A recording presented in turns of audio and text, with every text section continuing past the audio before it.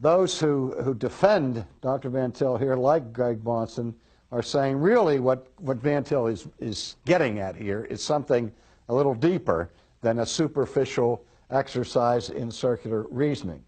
What he's saying is that if you want to assume rationality,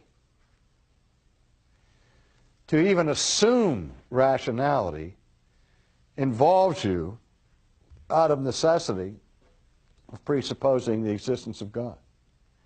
Because without God, there is no foundation for rationality. There's no foundation for trusting the law of causality. There's no foundation for trusting the basic reliability of sense perception. And so even though you don't admit it, when you advocate reason, you are already assuming the ground of that reason, which is God himself. So let's just be open and above board and say anybody who presupposes rationality is therefore presupposing the existence of God, and they're simply disguising that.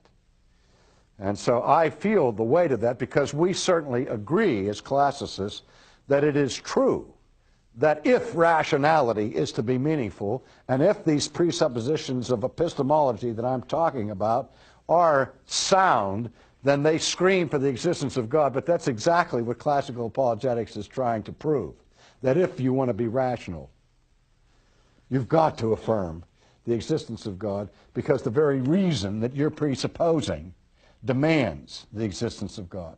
But we have to show people that, and we don't think it's a good strategy to muddle the argument by saying, well, you have to start with the existence of God in your premise, in your argument, in order to approve it. Because then the other guy says, well, I'm going to start without the premise of God, and I'm going to end up in meaninglessness. Okay? And now what you have is a tie. And as they say, that's like kissing your sister. And we're not interested in that kind of experience.